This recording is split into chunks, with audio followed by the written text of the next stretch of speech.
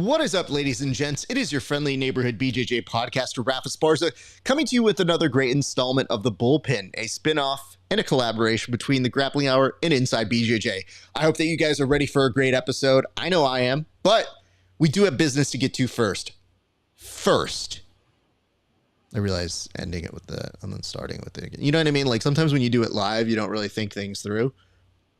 Nobody else thinks like this in jiu-jitsu, so I think we're good. All right, here's what I want you to do. If you are not subscribed to myself at the Grappling Hour or to Tim at Inside BJJ, what I want you to do is right over here, I want you to like and subscribe, por favor, if you find value in what we're putting out here.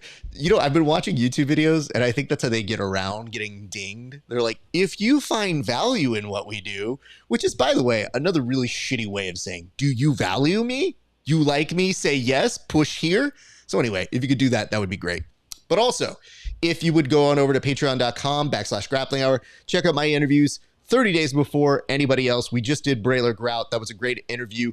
We've got some other interviews that are going to be coming up in the next day or so. So keep eyeballs out for that. And yes, we've been doing some fight companions. We did one for UFC 304, and we'll have some things to talk about at that event.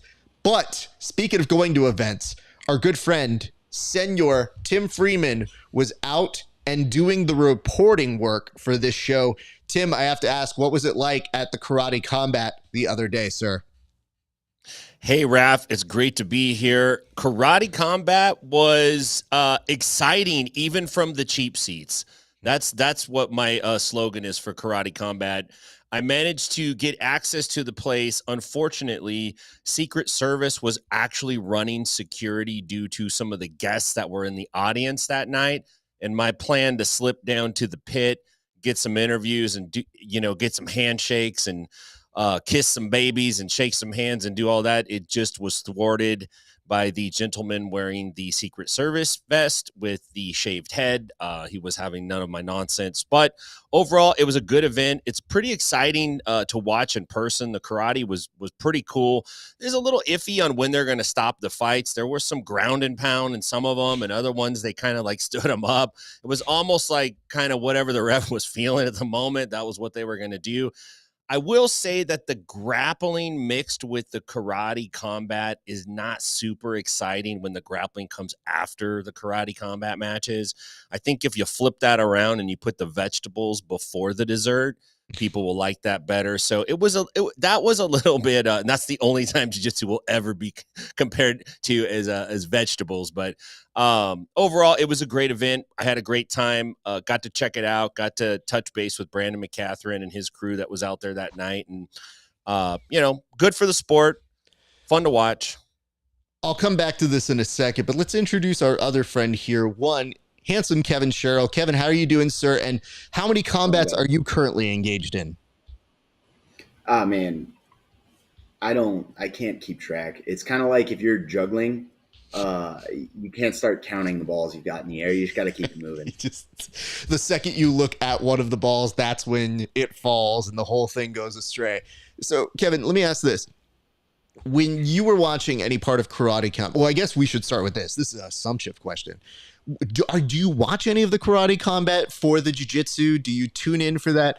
Do you tune in to watch the rest of the event, or do you just look at the highlights that happen on Instagram? I'm going to blaspheme a bit, and I'll watch the highlights on Instagram, of course, but like if I tune in, I'm watching the karate. Oh, God. Okay. Turncoat. Yeah. Got it. All right. Benedict Arnold here. So if that's the case, there was some controversy here, and we don't have it on the board, but I did want to open it up to the crew, which is that somebody interpreted what President Awesome said as he's canceling Karate Combat, which is not the case. He's saying he's making the case for jiu-jitsu to feature pit submissions in their Karate Combat arena. Tim, you mentioned it was a little weird to have them juxtaposed, but was the mood of the crowd a little bit angry at the jiu-jitsu portion? Yeah, it was. And there were a lot of jiu-jitsu guys in the crowd, and you could hear all of them giving their advice on what the dude needed to do. Dude needs to do this. Hit a throw by. Go hit that fireman's. Run him up on the wall. Like, there was a lot of leaning on each other in some of the matches, which it could just be that, it's just these guys were out there maybe I don't know who these dudes were. Maybe they were local guys and they were just nervous. I get that part of it, so I'm not criticizing that so much, but I really was interested in seeing how that pit wall would come into play because of the fact that CJI is going to feature this and the stakes are so high there. But I didn't see much, to be honest. I didn't see much. A couple guys did a little two-step run up and run down, like, I don't want to go there. So, I don't know, man. I was hoping to see more, but overall, I think it's a good step. I think it definitely can have a place in the karate combat, kind of landscape. Universe. But yeah, right now, jujitsu's the Subway in the Chevron gas station.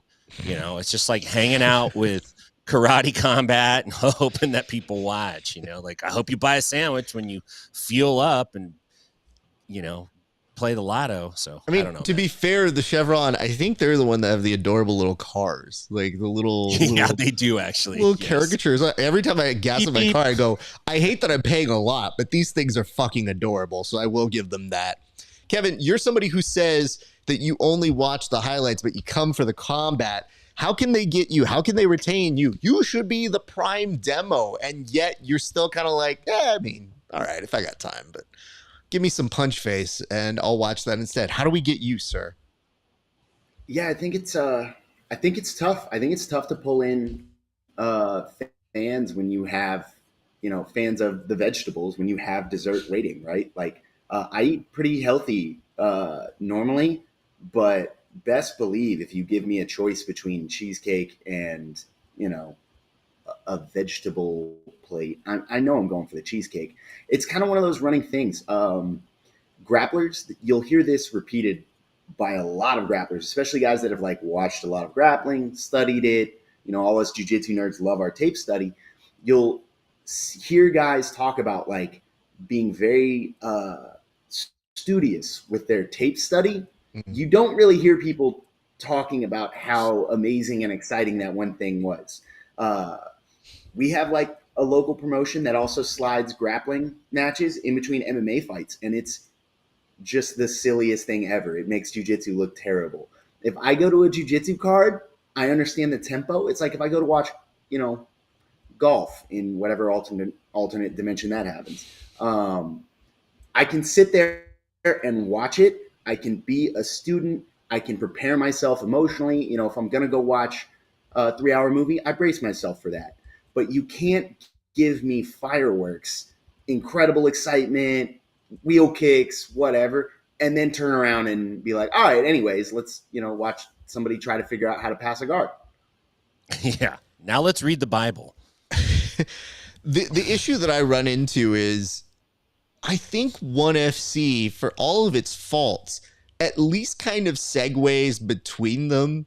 And I think part of that is in the fact that they have a commentator in Tom DeBlas that they bring. So they kind of treat it like its own separate event. So I do appreciate that. Maybe it's just the presentation and the prestige of how they look as opposed to what we look like. Because most of the times it looks like a sideshow in the way that they present it at most events, where it's like, all right, guys, we got some little people walking out now. Oh, it's time to bring out the jiu-jitsu people. And then you think about it and you go, what is this? Why are we doing it like this?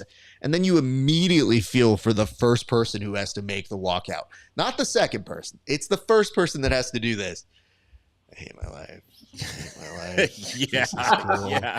Love you guys. Let's pretend to. Go to Shaka. Come on. Let's pretend to do this. Have you guys ever done it on an MMA card? I have not. Kevin, have you? No. I have had a jiu-jitsu match on an MMA card, and the entire time you are praying the fight before you is boring.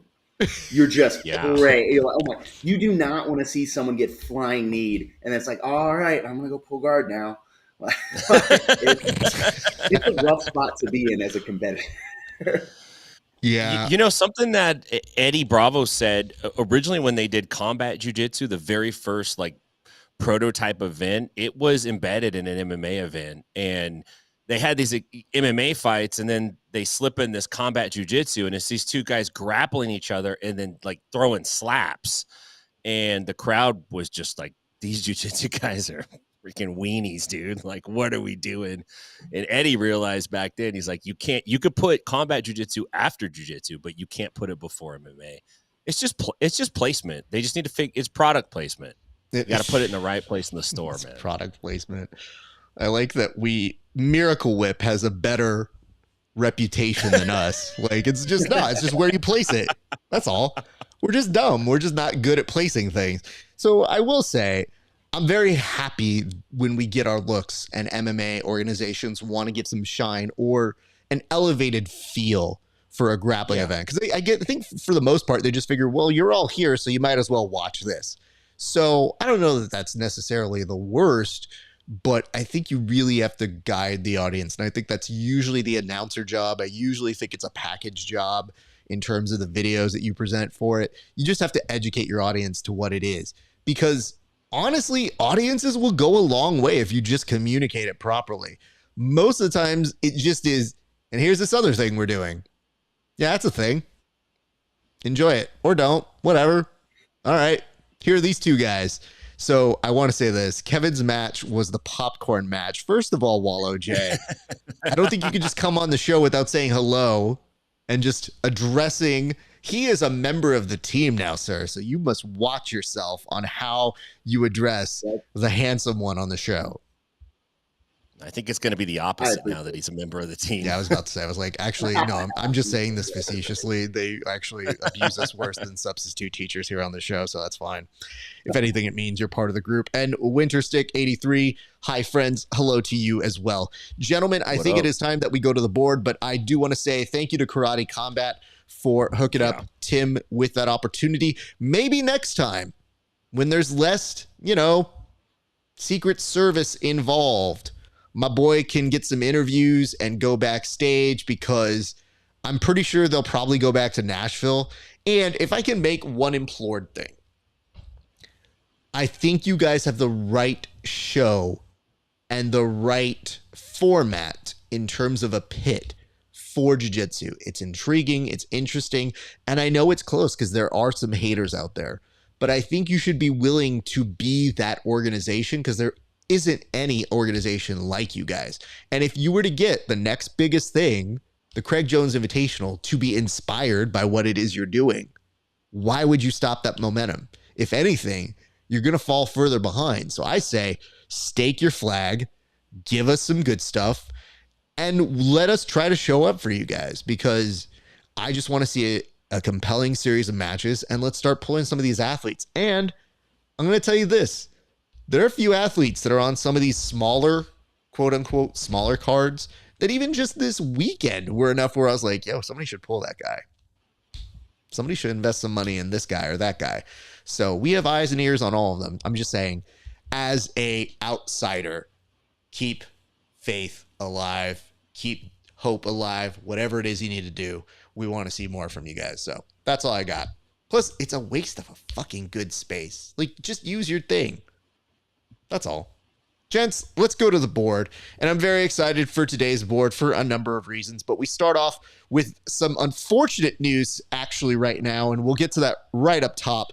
Mason Fowler is unfortunately having to drop out of the Craig Jones Invitational. As a result of that, yes, I do think that shakes up that division, so much to the point where Craig doesn't know who he's going with, or at least that's how he's presenting it.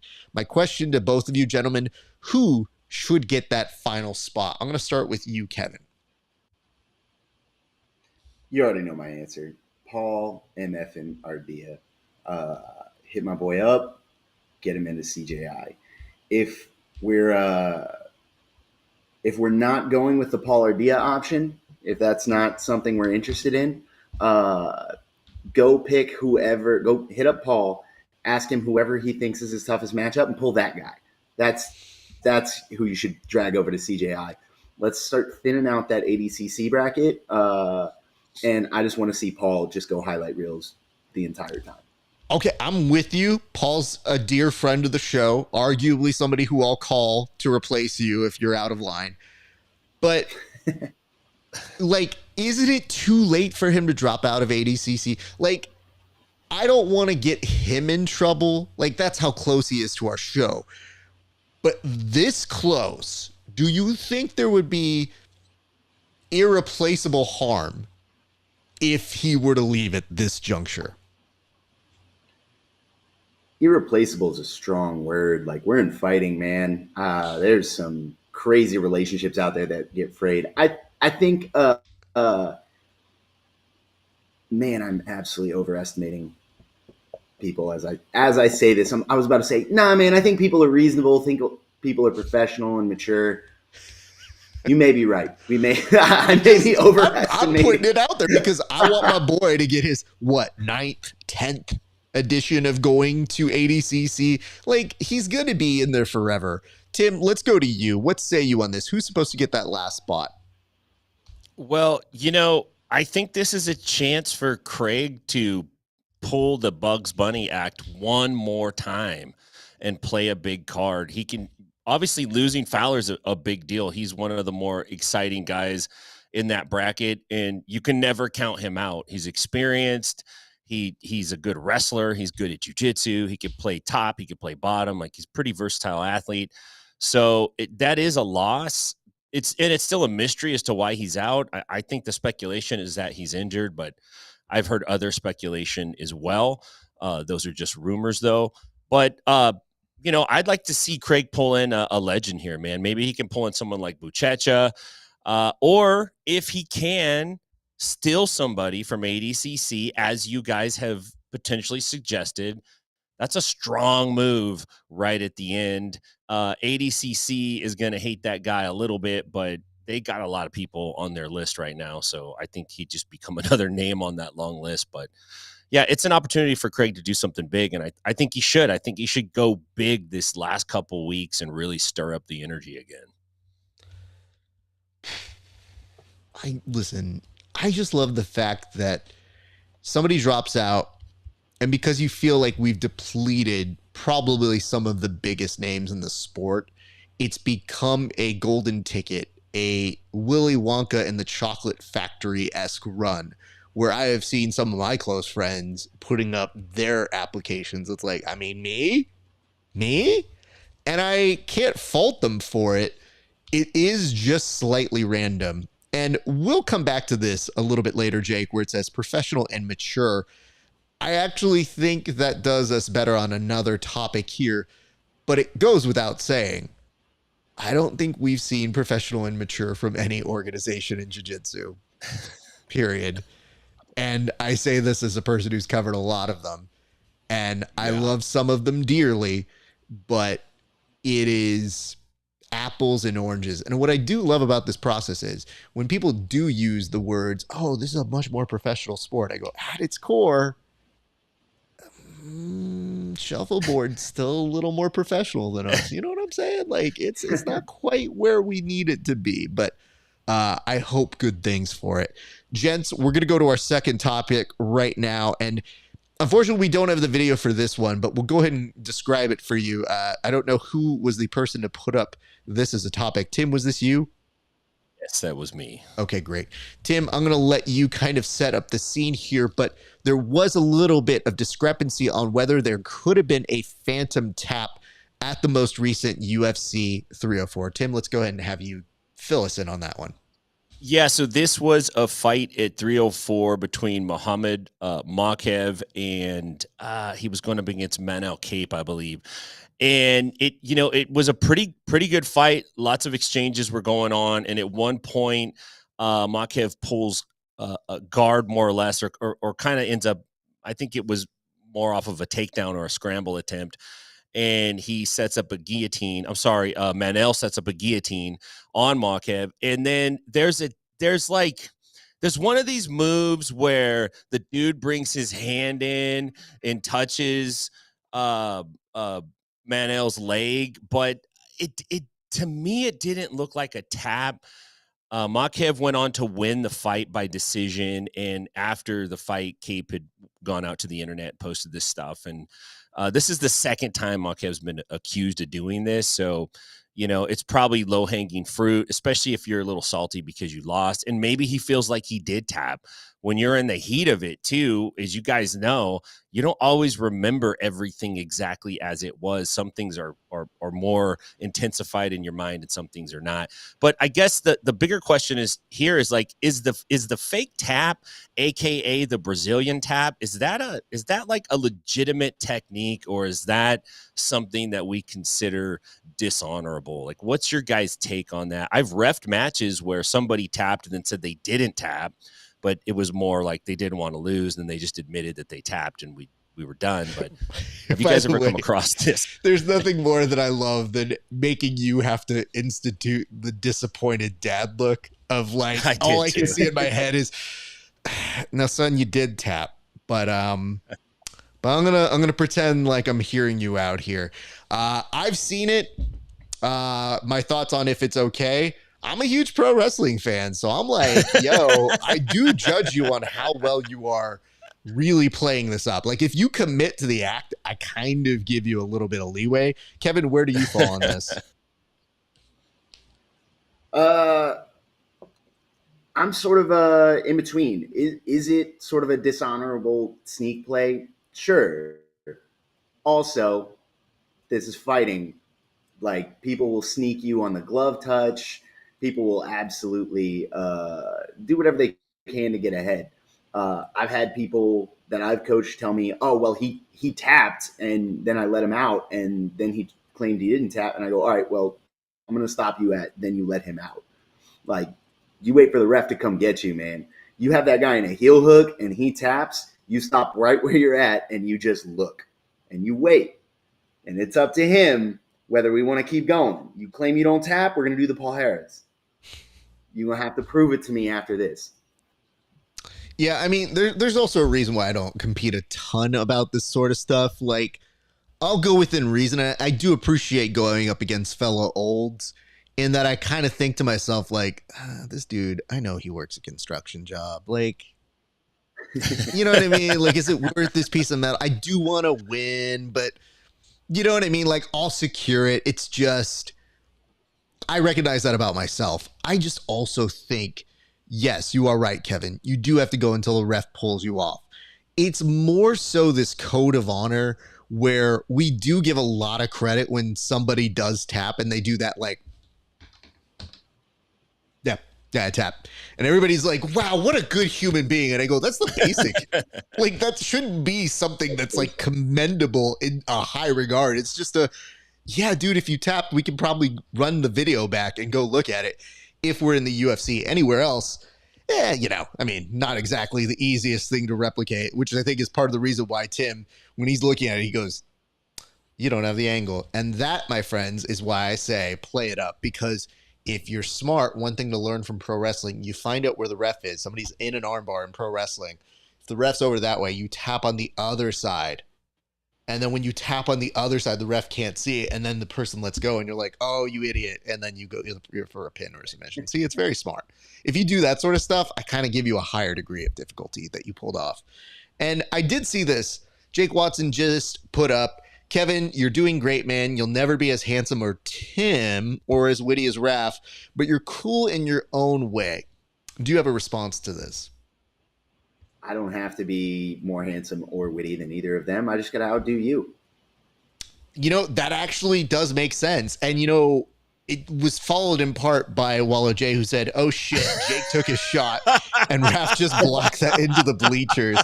Dominique Wilkins style. And I think that's in reference to the ADCC stuff. Wallow's just coming in hot today, man. He won't actually come on the show, but he'll talk mad trash in the comments. This guy is a keyboard warrior. Wallow's just like, hey, guys, I didn't do anything. I'm just the person that incites the incident in a reality show and then exits out before the housewives go, what did you say about my husband? He wants you to know Wallow has the time and could be here and could be a part of the show.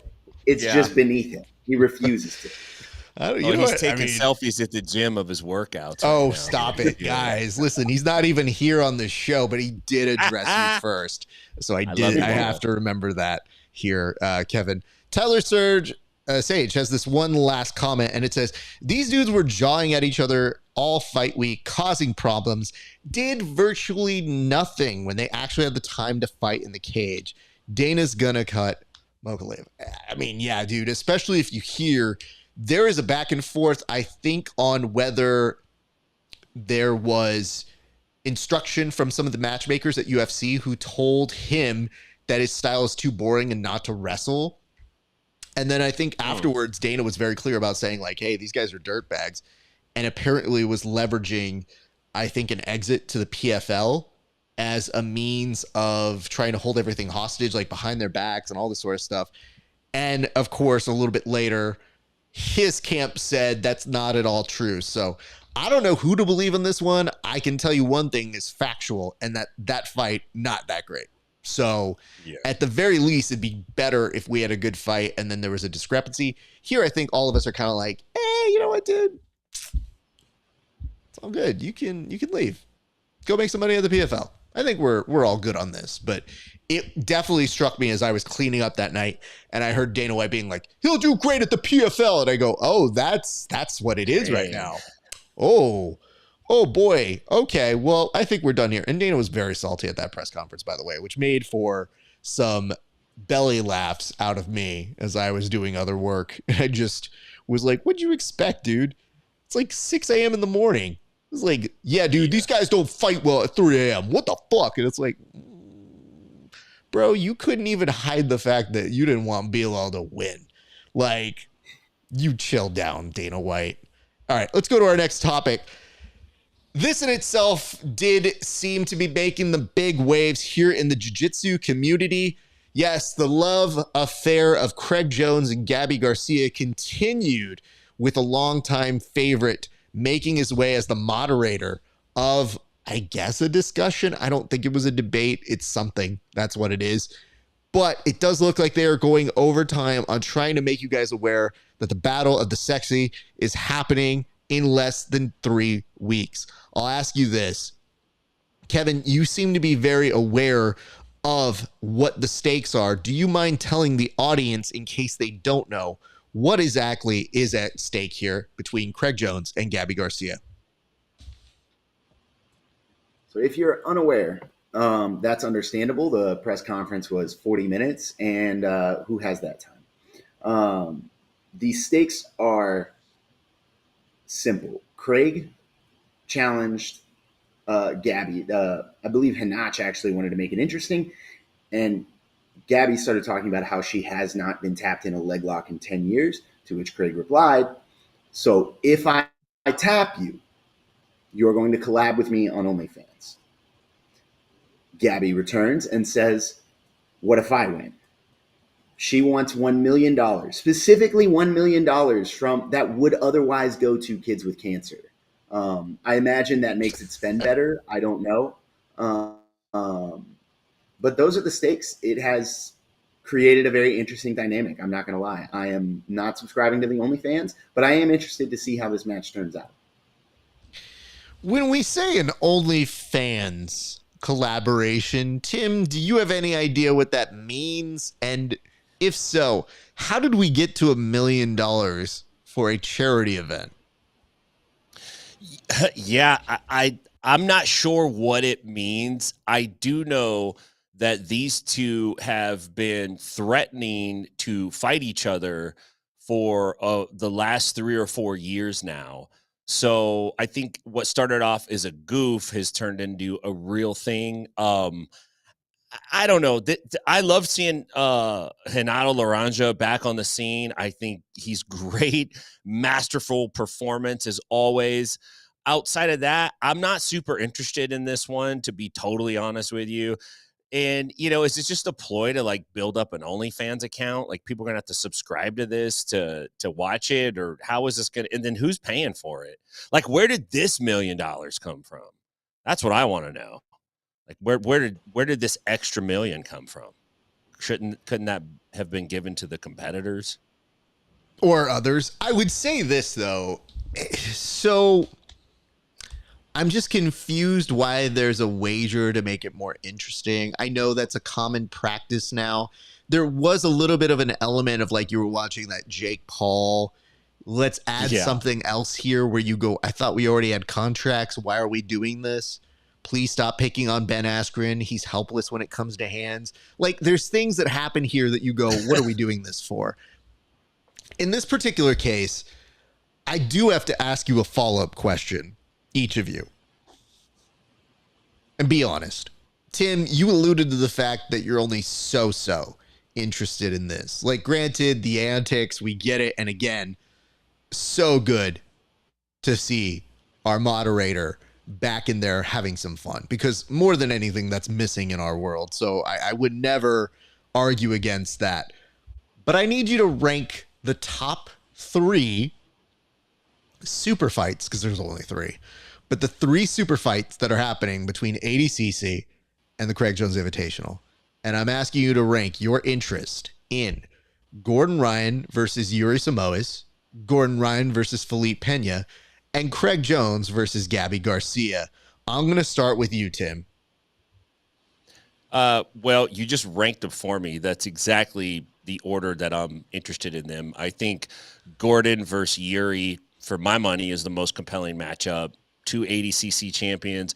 Yuri's going to come prepared. Yuri's a great fighter. He's tough. He has heart. I really want to see that matchup. And I think these guys met up in EBI before Gordon was buff Gordon, back when he was just skinny Gordon and he wore the Burger King crown. That Gordon.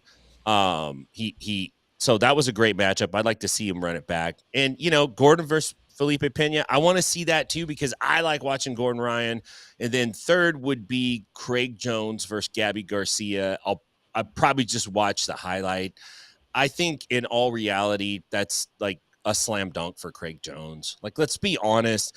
Gabby Garcia is she's a world champion multiple times over, but there's no way anywhere on any planet that she beats Craig Jones in a real matchup. It's just not even going to happen. So it's just a spectacle, which I get. They're trying to get eyeballs and they're being funny, but I don't know.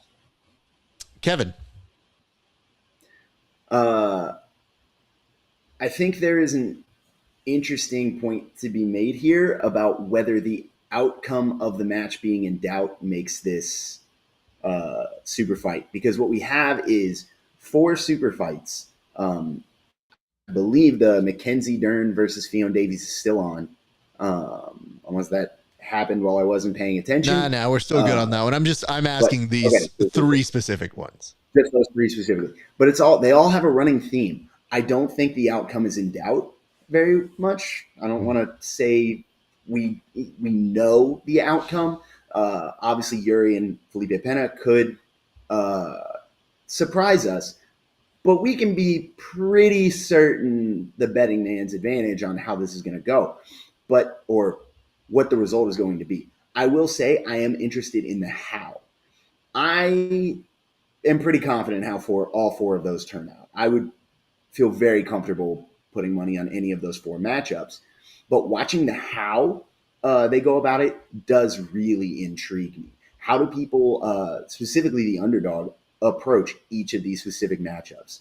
I'm most interested in Gordon and Felipe, Gordon and Yuri, Fionn, and then Craig and Gabby. If we're being totally honest, I think the Craig and Gabby thing is going to be a sideshow where he's going to be out there to entertain. It's going to be equivalent of Harlem Globetrotters as a super fight.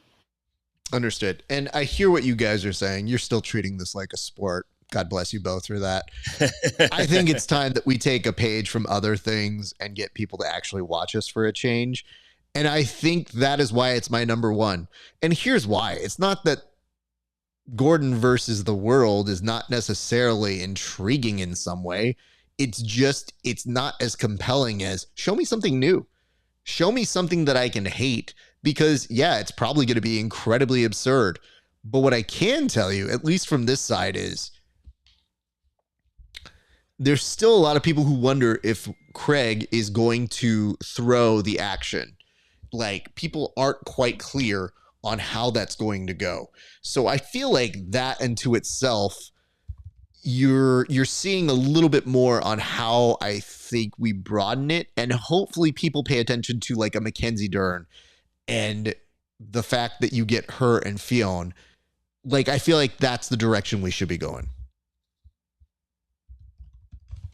But speaking of the direction we should be going, I think it's time we switched to another topic, gentlemen. We're going to now go to our next one. I found this interesting because, listen, much like the rest of the jiu-jitsu world, I want to tell you guys this. Yes, it is very good to see when jiu-jitsu is making positive sorts of shareables, meaning people are sharing on their Instagrams something really cool that's happening with us. And yes, it does appear that a study from somewhere, I don't know where, it notes that jiu-jitsu can have positive impacts to the youth.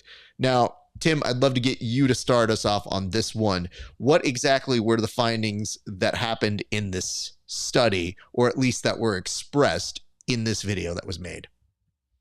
I'm not 100% positive on this one. I haven't seen this particular video, but just from my own experience, having multiple kids programs over the last 10 years, for sure, jiu-jitsu's had a positive impact. I had many times parents brought kids to me and said, look, my kid is out of control, super hyperactive, driving us crazy. And, you know, can you fix it? Which is like, well, no, but I saw jiu-jitsu make a very positive impact on those kids. If they kept coming and the parents supported it, it worked pretty well. You know, who I feel sorry for is all the jiu-jitsu instructors who are going to get all these kids brought into them now. They're going to be like, hey, guess what? My kid has severe ADHD. Fix him. It's like, but overall, yeah, man, I think, you know, just on a serious note, for a lot of kids, what's missing is there's no contact. You know, when my kids were in elementary school, they weren't allowed to play tag. It's like too dangerous. You can't just do free play on the jungle gym. You got to do it in a particular order, in a particular line. And what jiu-jitsu does is it just puts some hands to hand contact, and they get comfortable with that. And I think there's a certain burning off of energy that you get from that kind of sets the rest of your day up or the rest of your life up. And for kids, that's super important. You know, they need stuff to do. Their brains are sponges and they need stuff all the time. And jiu-jitsu is one of those really, it's like drinking from a fire hose for them. So I think it's a great idea. Kevin, when you saw this study and it was saying, yay, jiu-jitsu, what was your reaction to seeing the positive influence that jiu-jitsu can have on a child's upbringing? I want to know why it hasn't solved my problems and fixed my life. I really, I understand that these kids, you know, they need developmental things, but they don't have real problems. They don't need that attention. I have to do taxes. I have bills. This is outrageous. You know, it's yet again, they're being coddled. Give me that. I do jujitsu and all I do is wake up sore. These kids become better people. This is insane. Absurd. Thank you. I'm glad somebody said it. And what I want to make sure that people understand about this particular thing, it's not that I ever want to take a dump on the studies. It's just I want someone to forward me the study so that I can read it. Because I am inherently skeptical as somebody who went to grad school of somebody going, according to a new study, hey, we're all going to get laid. And I go, wait, who said that? That sounds great. We're all going to get laid. That's good news, right? Okay, sounds good. Where can I find this study? And people are like, I read it. It's good. It's all in here. It's an unshareable link. You need an EBSCO host account. It's really hard to read. Like, I just want to learn more about it before I comment on it fully. But I will tell you, the other reason I get skeptical about this is just like certain memes that are a little too we're awesome. I like a healthy amount of skepticism, like a healthy amount of, okay, I think that's very good. Obviously, if you have kids, put them in jiu-jitsu. We're all pro that. Except for our friends who have to sometimes teach those classes. That can be a very difficult job to do. But nonetheless, I've seen children get into programs, get focused, become better versions of themselves. So I would agree to that at its core. And I do feel like you would get that in some other sports, but perhaps because of our inherent ties to discipline, repetition to success, and learning how to develop skills that will lead you a long time in terms of trial and failure, I think that's a really good area that you find in what we refer to as humility in jiu-jitsu. So yeah, I believe those things probably true, but I always have to remind myself, like, is this just a study to just say how awesome we are? Because if you ever see videos like that and everybody gets really into like, we're so much superior than everybody else, I'm like, I don't know, man.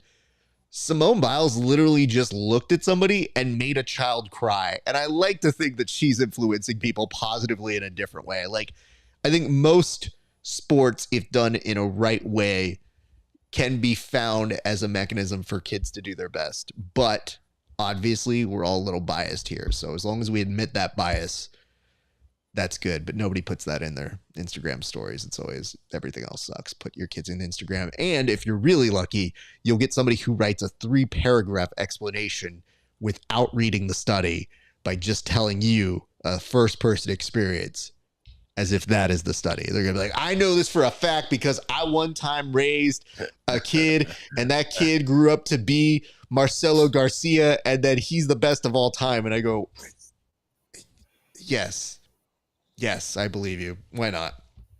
So that's my note on that one. Kudos to that. If you do it legitimately, if you do have the study, please send it to me. I do want to read it. I would at least skim it, even if I didn't read it, because it's a busy time right now, guys. We have a lot of things going on. You should know that. Let's go to our next topic. This one is, now, I do appreciate whoever wrote the buzzword this way, which is SKREETZ. Like, it challenges me as a moderator because I'm not just supposed to say the streets. I'm supposed to say the SKREETZ, which is supposed to be, I guess, the tougher version of this. But yes, of course, Merab, Sean O'Malley, Tim Welch, all of these people had some beef. So who submitted this one? You're in charge of giving us context here. All right. I should have known. Mr. Instigator himself over here. One Kevin Sherrill. What was happening in this video, sir?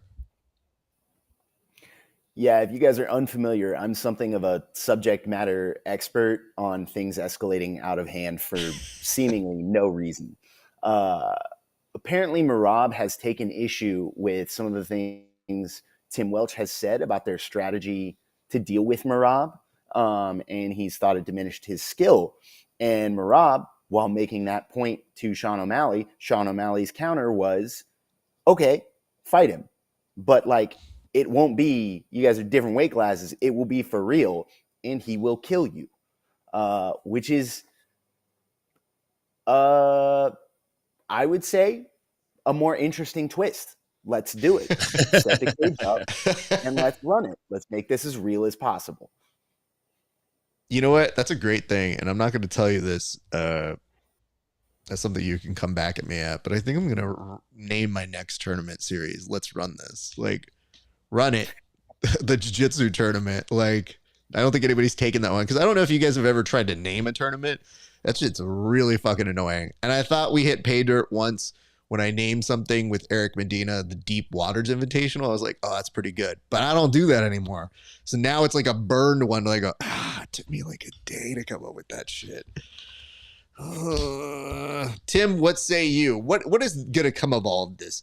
Do you believe any of the hype? Is this just video that they have a guy ready to capture at any given time and you kind of suspicious of it? Or do you want to see this? Where do you fall?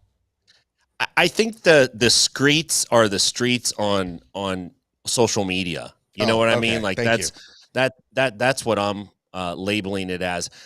It's funny to me because a lot of these fighters, on one hand, they profess to be martial artists and honorable and humble, and many of them are in real life. And I'm sure Merab and Sean O'Malley and Tim Welch are all nice guys.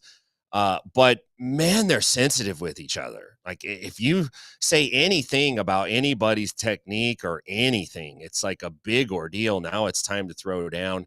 And I think they really are hurt feelings involved. And I also think they're using it as an opportunity to promote. I'm sure there's a producer or somebody working with these guys that's telling them this is good. Yes. But I don't think O'Malley's joking around. about Tim Welch. And I would like to see a side fight. I think that's a really interesting idea. I would like to see the betting line on the side fight after the fight. Like, we got odds on Merab O'Malley, which is going to be at the Sphere. It's going to be a huge fight. So right after that fight, I think Welch and Merab should do it full on, like Dukes of Hazzard style, man. No rules, and let them go at it. And I want to see what the betting line is on that. I want to see how the betting line changes during the first fight. But I wouldn't want to mess with Tim Welch. I wouldn't want to mess with any of those guys, but Tim Welch is a monster, man. Just because he's not out there fighting right now doesn't mean he can't. So maybe they need to put that as an Instagram only sort of experience. Like, you get the fight from the Sphere, but then don't just tune off. Go to your phone. Instagram only fight, everybody. Just go there. It is exclusive, though. You do have to pay. So just to let you guys know, that is not just the way how it goes there. I would say to this, these are fights that I can't even indulge because I just want it to be made official. Like, just make the fight official somewhere else. Yeah, he's got a lot of other things to get to. But whenever I see somebody like this, it's just like when you're at your gym and you go, oh, are you guys like, hold on. What? How does this work? Yeah, video. Go. And then, I think, Tim, you alluded to this, a producer. You said, like, a producer about, like, yeah, see, in my ear as a photographer and videographer, I hear them more like the Austin Powers, sort of like, yes, more. Yes. In his face. Yes. Like, I see that more as the photographer approach. And Tell him he'll murder him, Sean. Yeah. I just always think, like, all right, maybe you alluded to this pretty well, Kevin, which is we just happen to be in a combat sport. This is like when you fight at the weigh-ins. You fight tomorrow. I don't need to get more hype about this. You headbutting a dude might put the fight in jeopardy. So just literally wait 24 hours. These are the people who probably fought their parents to get an extra Christmas present that night before, just so that they could open it. Like, Mom, I need it right now. And you're like, no, you don't. You're a child. Mom, you want to throw hands right now? Let's do this, Mom. It's like, no, dude. It's 24 hours. You'll be just fine. And even shorter if you wake up early in the morning and bug your parents. Little trick there, kids. Let's go to our next topic. Now, this is an intriguing one for many reasons, but it seems that every time we get into an Olympic cycle, everybody takes a look at what the real Olympic events are. And as they start to compare other events, there's a slight pause, a hesitation, as people go, why isn't jiu-jitsu in the Olympics? And as a result of that, I look at both of you guys. Why is jiu-jitsu not in the Olympics? And I'll add one more to it. Would you care to see it? I'm going to start with you, Tim. I will answer that question. I have a pretty strong feelings about that. One is gi jiu-jitsu. Jiu-jitsu is not organized enough overall. Now, on the gi side, the IBJJF is an internationally organized federation, okay? And it's organized pretty well, and it could probably make the jump and help with infrastructure if it became an Olympic sport. However, jiu-jitsu and the gi is too similar to judo to have both sports in there, and judo's not going to go down without a fight. So that's probably not going to happen. No gi jiu-jitsu is not organized enough right now. It's too disorganized. There's too many formats. There's not really a governing body. It would be very hard to get it in as an Olympic sport. And to be honest, I don't want it to be an Olympic sport. When your sport, or especially your martial art, becomes an Olympic sport, it gets completely ruined from the martial arts aspect. If you look what's happened to judo, and there's not a knock on the judo players, but if you watch the judo matches this year in Paris, they're exciting, but it's so specific now. It's so shaped to the rule. And then that drives what all the judo academies are training across the country. And so there's huge pieces of judo that are left out now that people aren't doing. They're not practicing. So it really changes your sport in a dramatic way. And I don't want to see that for jiu-jitsu. I don't want to see the Olympics have all kinds of crazy rules and really totally modify everything that we're doing. So no, I say leave it out. Let the amateurs do the Olympics and let's go pro, baby. Let's get these guys paid. Let's forget about the Olympics. Let's set our sights a little higher. That's my take. Hey, Kevin, what about you? Tim absolutely nailed that. Every point, top to bottom, that was fantastic. So I'm going to expand on that last point he made about let's aim higher. Jiu-jitsu and MMA both are two of the fastest growing sports in the world, certainly in the country. We've seen the prize pools rocket up in the last year. Right now, we're absolutely untethered. We're the Wild West. The Wild West is a great comparison for it being a boom market. Like, we are seeing gold towns pop up left and right now with new promotions, with promotions paying more, with everybody rushing to get a piece of this thing. And do you really want to try and corral that right here where we're in our prime? I say let us run free. Let us run free. Let jiu-jitsu be what it is. Don't try and hand the sport over to the IOC and other governing bodies that are going to take it out of our hands. Thank you for that, gentlemen. I'll take a quick little moment here. Here's what I want to say about the Olympics and its connection to jiu-jitsu. I don't think we deserve it. Now, hear me out. We love ourselves a lot. And yes, our sport is quite great. That's why we all do it.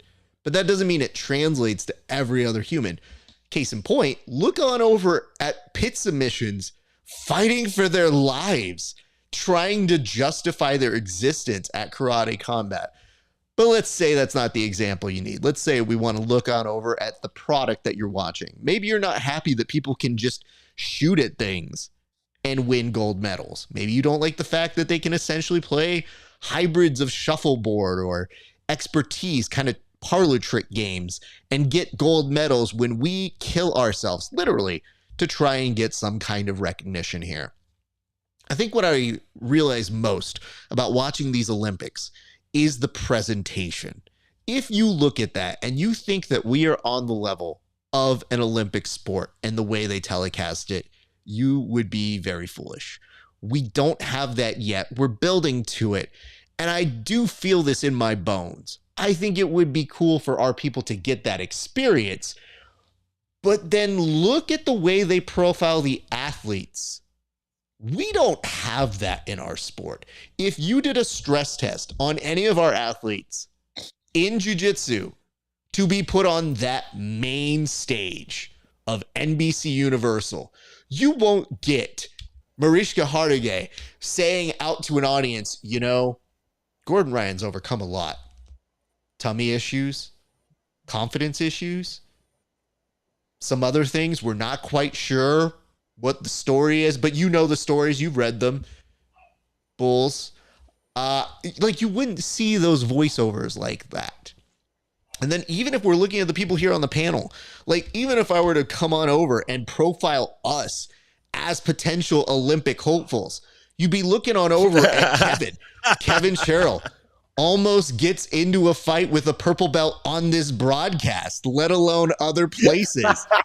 Yup, this guy, he's definitely going to be the guy that you want to see competing on the main stage. Will he get a stalling call? Who knows? Tune in this July and August to see him at the Olympics. Or if I were to go over to this way and go, Tim Freeman, somebody who's been doing a lot of broadcasts for jiu-jitsu, and yet his body is dying on him. And yet that's what makes his story compelling. Yes, I'm Neil Patrick Harris, and I'm telling you a little bit about this man's journey to just being able to walk and step foot on a mat. And then, of course, we go over to my side. RAF ESPARZA, known for years for hosting many different shows. Many say he has a big head, but will that big head secure him enough to make sure he doesn't get guillotined at this year's Olympic Games? No, none of those profiles work. It's because we need research and development. And I keep telling people this. I would love to see people get that. And these guys are both very right in that, yes, maybe we should set our sights a little bit higher. Having said that, we don't have the right governing body. We can't agree on rules. Half of you morons yell at each other online and couldn't even get behind one set of organizations, let alone two when they happen in the same weeks. And I got news for you. Do you know how the Olympic Games work? They have multiple destinations throughout that region. And you guys are crying because the same two are happening more than 3 miles away from each other. What the fuck are you going to do when they tell you equestrian's here and here? And you go, wait, what? Sorry. Tough shit. Learn how to do it. I feel like we just don't pass that test yet. And I would love for one day for us to be able to say, yes, somebody got a gold medal in jiu-jitsu. But the bigger question is it gi or is it no gi? And I think that's where a lot of the issue hangs, because we have some people who are really good at making that no gi look like a sport and gi looking like an art. But as Tim mentioned, too similar to judo. And people who are watching no gi are probably going to be like, why isn't this just wrestling? This is weird. What are we doing here? So we do have to make a compelling argument, which is maybe a sport where people can pull guard and you just don't give a shit. You get the people that you say, hey, just put a good show and make an argument why we're not that or we're not that. And then maybe you'll see it in the Olympic Games. But you probably won't. Not for a while. But breakdancing, am I right? Eh? Hey. Why not? Hey. Laser tag. Laser tag. Just, dude, pickleball's going to be in there next time. Pokemon They're literally Go. going to get all to the hopscotch games. It's going to be a lot of stuff coming in, guys. So, all right, let's get through these last few little things here. And, Tim, you sent me this, and I don't have the full context, but I will throw up this video. Apparently, there was a fight that happened. Why don't you go ahead and walk us through what exactly I'm looking at in this footage, please? Well, this is a fight between myself and Brandon McCatherine last night at 10th Planet Decatur. And talking about taps, he set me up, made me think I was going to get a triangle, and then he ducked his head under and tried to flip, and I put an end to that. But then he did an illegal technique, and I didn't tap, but he let go as if I did tap. But you see, I didn't tap. Did you guys see me tap? I didn't see it. The benefit, you cannot see it. I will give you that. The benefit of this technology is I can just play it again. So when I look at this footage here, I'll tell you this. Tim, let's actually stop it right here. In what world are you telling yourself a rubber guard is going to not only be possible, but at least to put the giant broad shoulder of one Brandon McCatherine? This is where I see things go astray. But the second region here. A feint. That's a feint. I was fainting. So who are you fainting, yourself or him? Because I don't think he's falling for it.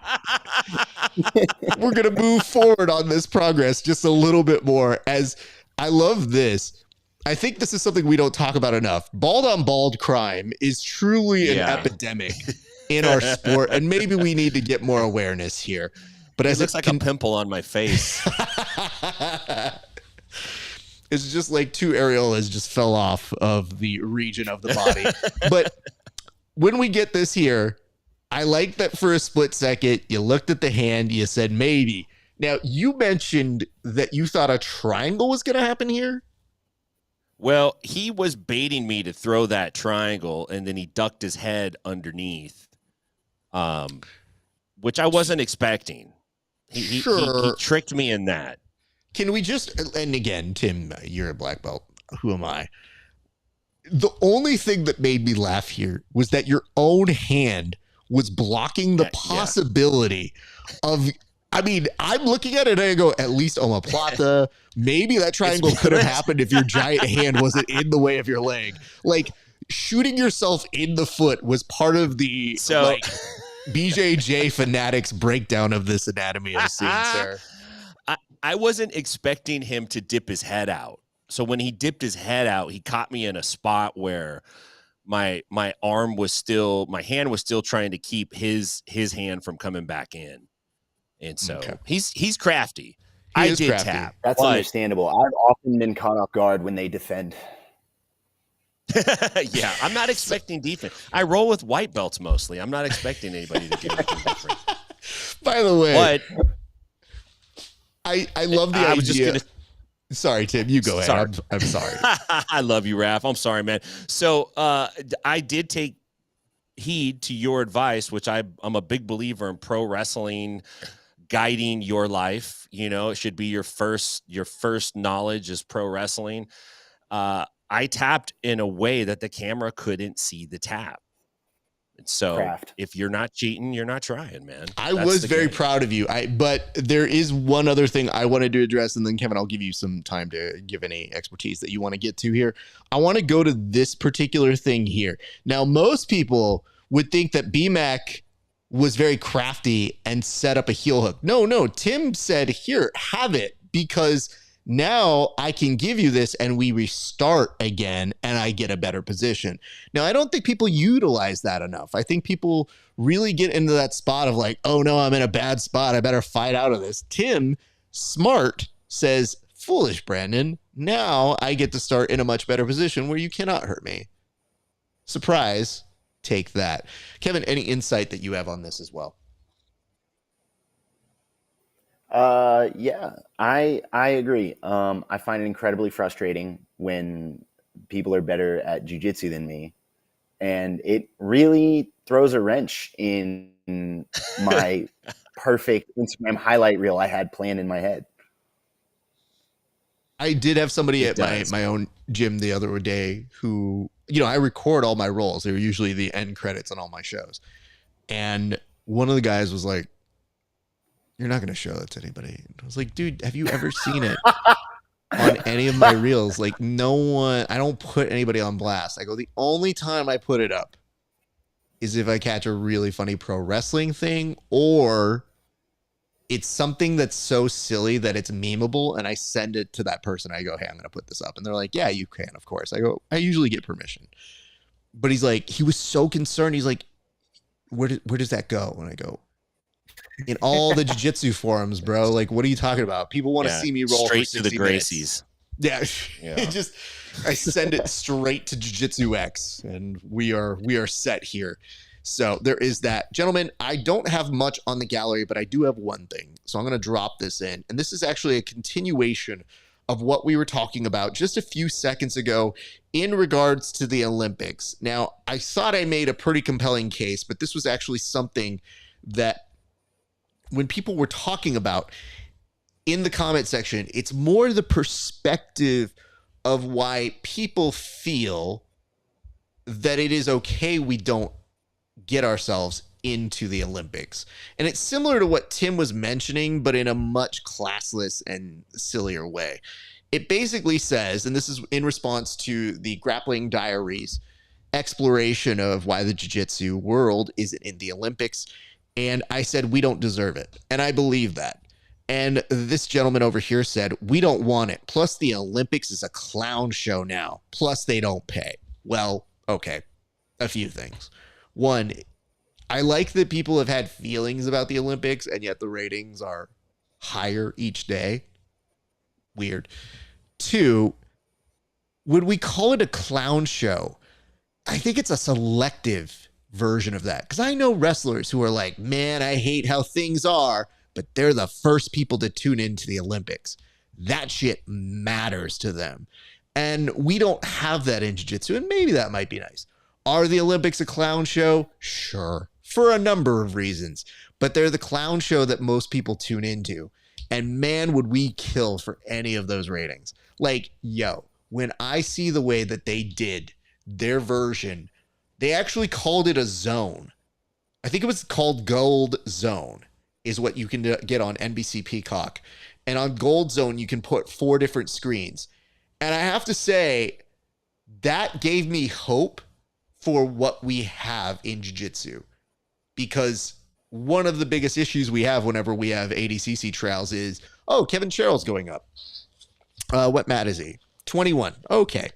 Well, good luck to you, Kevin Sherrill. I will not be finding you. I do not know. Matt 21. Matt 21 is like pointed at the wall when you look at the camera. It's like you could just see their feet on the side. Like I think he's in Ashi right now. Like you can't tell. And then we go back to radio days where people are asking me for the results, and I go, I wish I could tell you, but the screen is not working on this one. And then you have to go to people's social media and start like figuring out if they put up the I didn't get the results I wanted post. So you really have to do some research here. But I will tell you, I was at least proud to see that NBC Universal not only has their shit together, but if they have a multicam experience, hey man, I'm just saying, that's good. Wasn't that a problem that UFC Fight Pass had? It may mean the technology is a little bit more in realm of possibility, or that maybe we can con them into it, because I see soccer up there all the time. So we can like pretend like we're soccer and then go straight into jiu-jitsu. We just have to trick people, I think, is where we're going to. So anyway, that was the main feedback that we got here on the show this week, but I do like this. And it says, oh no, I don't know which one this was, Wallow. So you did put this up and you said, gotta cut that clip. Fire. I think that might be the Tim getting submitted. Oh yeah. It says Eddie Guerrero would be proud of Tim. So congratulations. That's a big deal to me. If Eddie Guerrero was able to say he's proud of me, I would take that for sure. I mean, it is one of the highest compliments Mexicans can give. So it is one that we basically tell you is the ghost of Eddie Guerrero. It's like being knighted. It is, dude. It's like being told that you're in charge of the asada. It's high praise in the Mexican family. Gents, let's do this. We'll go ahead and circle right here, but I would love for you guys to plug where people can see you and find you. I'm going to start with you, Kevin. Where can people see and find you, sir? Yeah, come find me at Kevin Grapples on Instagram. That's the one. Not Bad Combat on YouTube. And come watch some of my guys compete at the Atlanta Submission Series. It's live and free on YouTube. And the money bracket is August 10th. And watch some of my blue and white belts tear it up in that division. We've got a quartet going for, I think, $1,500. Tune in for that. It's good stuff. I have to ask this because, my hair is all right. It's pretty good. Maybe I could fix this, but I think that my hair started doing this when it saw the tuft of your hair escaping. So what is happening up here, sir, in this general region? Dude, I have no idea. This is how I live. It like escapes and runs away, and I can't do anything about it. My barber is confused, nonplussed even. And she's like, did you just wake up? And I'm like, no. I took a shower, I did my hair, and then it just starts leaving. I don't know. It's fascinating because I feel like it gets more absurd as the show goes on. Like it starts a certain way, and then maybe as you make your third or fourth point, it starts curling up ever so slightly. And I was like, that's just an impressive parlor trick. So good for you. Well, thank you, Kevin. Good work this week. Tim, what say you, sir? Where can the people see you and find you? The people can always find me at Inside BJJ on all of your favorite social media platforms. I was just on Brandon McCaffrey's Ground Control show yesterday. That should be dropping soon. I think it aired live, but they had a couple issues they wanted to take out in post-production. So that's going to be coming out shortly here on BMAC's YouTube channel. We are having Javier Vasquez tomorrow night on Inside BJJ. You could check us out live on Instagram or YouTube. Yeah, man, outside of that, everything's great. Check me out in Nashville. If you're out this way, 10th Planet Nashville. And if you're in the hood in the 209, please check out our sister school, 10th Planet Stockton.